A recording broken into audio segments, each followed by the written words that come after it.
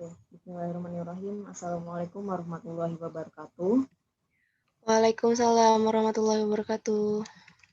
Kami dari kelompok 1 mata kuliah pengembangan masyarakat, yang mana ada Abi Sidik, Azhara Iswi, dan Indah Fatiwi. Kelompok 1 ini akan menjelaskan mengenai dasar definisi, asas-asas, dan prinsip-prinsip pengembangan masyarakat. Next, Kak. Oke, yang pertama mengenai definisi. Definisi ini akan dijelaskan oleh saya sendiri, Indah Fatiwi. Jadi definisi pengembangan masyarakat. Pengembangan masyarakat adalah upaya mengembangkan sebuah kondisi masyarakat secara berkelanjutan dan aktif berlandaskan prinsip-prinsip keadilan sosial dan saling menghargai. Inti dari pengembangan masyarakat adalah mendidik, membuat anggota masyarakat mampu mengerjakan sesuatu dengan memberikan kekuatan atau sarana yang diperlukan dan memberdayakan mereka. Kemudian, ada juga menurut para ahli mengenai pengembangan masyarakat, seperti tokoh Edi Suharti memaknai pengembangan masyarakat ini merupakan salah satu pendekatan pekerjaan sosial yang mana memperbaiki kualitas hidup masyarakat melalui pemanfaatan sumber-sumber yang sudah ada pada mereka. Nah, jadi pengembangan masyarakat ini merupakan yang pasti mengembangkan kondisi masyarakat yang lebih baik ke depannya, dan itu pasti berjangka panjang untuk kehidupan masyarakat.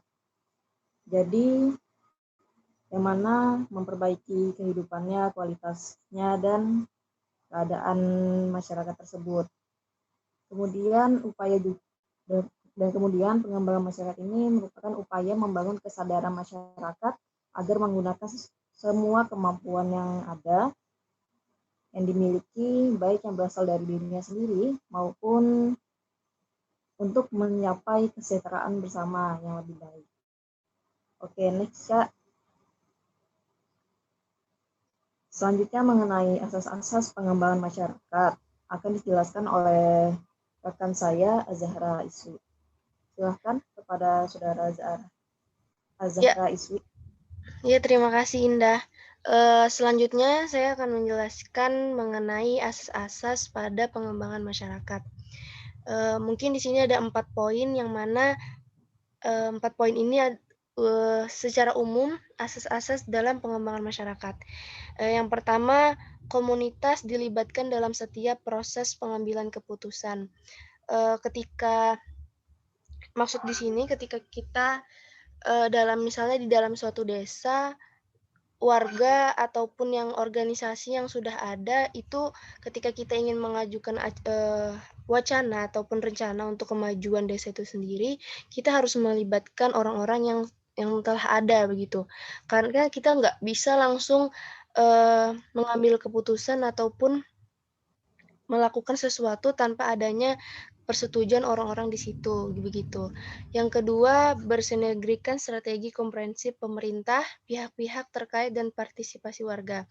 Maksud daripada strategi komprehensif pemerintah, yaitu kita menerima dengan baik apapun wacana ataupun rencana ataupun kegiatan yang diajukan oleh pemerintah untuk kemajuan desa itu sendiri, maka kita bisa menerima maksud komprehensif itu kita menerima dengan baik, menerima dengan secara luas dengan wawasan bahwasanya ini semua untuk kebaikan desa itu sendiri, misalnya untuk pengembangan masyarakat yang ada pada suatu daerah itu tersebut.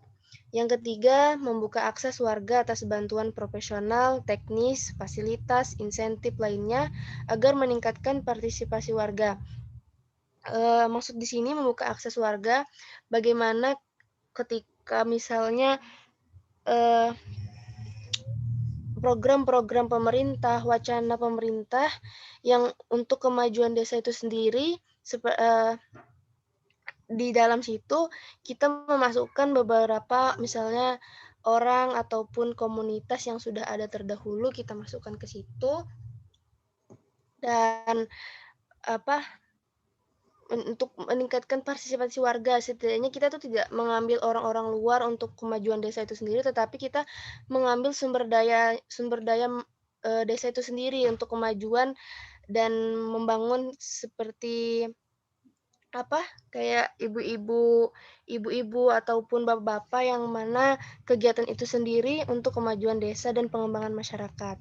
Yang keempat, mengubah perilaku profesional agar lebih peka pada kebutuhan, perhatian, dan gagasan warga komunitas.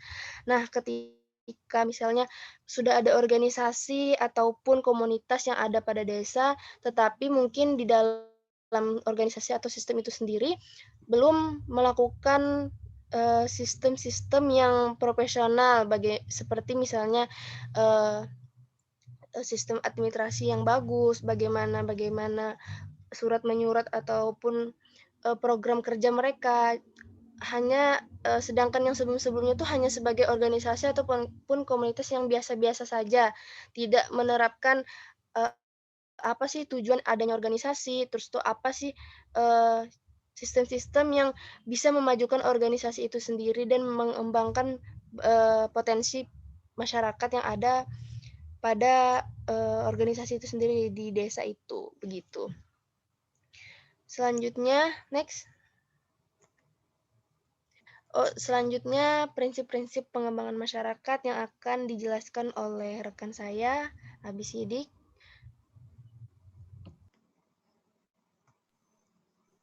Ya, di sini saya akan melanjutkan materinya.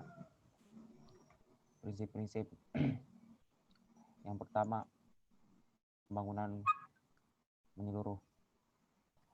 Pembangunan sosial, ekonomi, politik, budaya, lingkungan, dan personal, spiritual, semuanya mencerminkan aspek-aspek penting dari kehidupan masyarakat.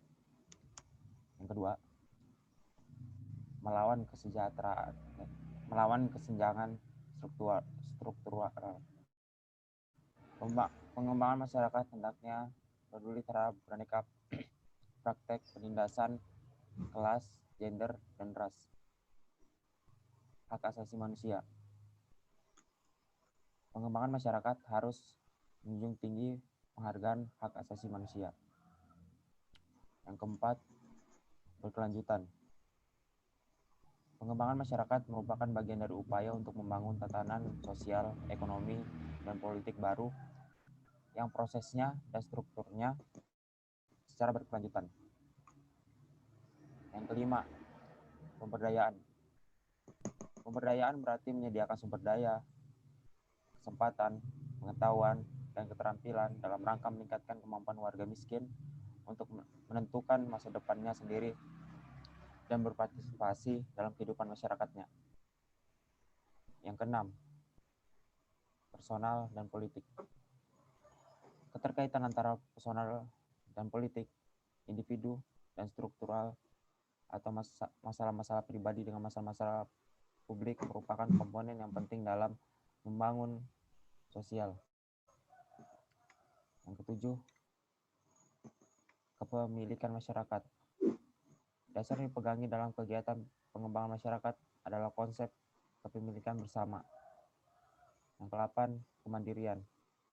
Masyarakat hendaknya mencoba memanfaatkan secara mandiri terhadap sumber daya yang dimiliki seperti keuangan, teknis, alam, dan manusia, daripada menggantungkan diri terhadap bantuan dari luar. Yang ke-9, kebebasan dari negara. Prinsip kemandirian memunculkan isu menyangkut hubungan masyarakat dengan negara. Negara mensponsori pengembangan masyarakat merupakan sebuah tradisi yang lama. Respon alami dari sebuah pemerintahan dalam merasakan kebutuhan pembangunan masyarakat adalah menciptakan berbagai program pembangunan masyarakat yang didukung oleh negara. 10. Tujuan langsung dari visi yang besar. Dalam pekerjaan masyarakat selalu ada pertentangan antara pencapaian tujuan langsung seperti penghematan sumber daya alam dan visi besar merupakan penciptaan kondisi masyarakat yang lebih baik. 11. Pembangunan organik. Cara termudah untuk mempelajari konsep pembangunan organik sebagai lawan dari pembangunan mekanistik adalah mengamati perbedaan antara kerja sebuah mesin dan perkembangan sebuah tumbuhan. 12. Laju pembangunan. Konsekuensi dan pembangunan organik adalah bahwa masyarakat sendiri menentukan jalannya proses pembangunan. Usaha membangun masyarakat secara tergesa-gesa dapat mengakibatkan terjadinya kompromi secara fatal. Bisa jadi masyarakat akan kehilangan rasa memiliki tersebut dan kehilangan komitmen untuk terlibat dalam proses pembangunan. 13. Kepakaran eksternal. Kalian yang dibawa oleh tenaga ahli dari luar belum tentu bisa menjamin mulusnya pelaksanaan proses pembangunan masyarakat dalam suatu lokasi.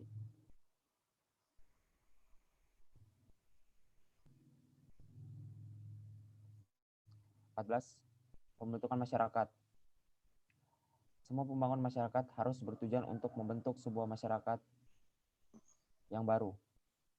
Pembentukan masyarakat melibatkan upaya penguatan interaksi sosial dalam masyarakat, membangun kebersamaan dan membantu mereka untuk berkomunikasi dengan sesamanya dalam rangka menciptakan dialog, saling memahami, dan melahirkan tindakan sosial. 15. Proses dan hasil. Pertentangan antara proses dan hasil telah menjadi isu besar dalam pekerjaan masyarakat. Pendekatan pragmatis cenderung menekankan kepada hasil. Dalam pendekatan ini, apa yang didapat sangat penting adalah hasil yang sebenarnya dicapai. 16. Integritas proses.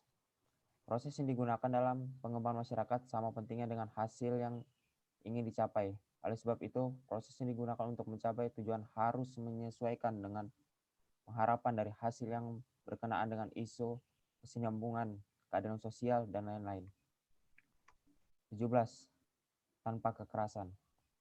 Proses tanpa kekerasan perlu digunakan dalam pembangunan sebuah masyarakat berdasarkan prinsip-prinsip perdamaian. Tujuan-tujuan perdamaian tidak dapat dipenuhi dengan menggunakan cara kekerasan.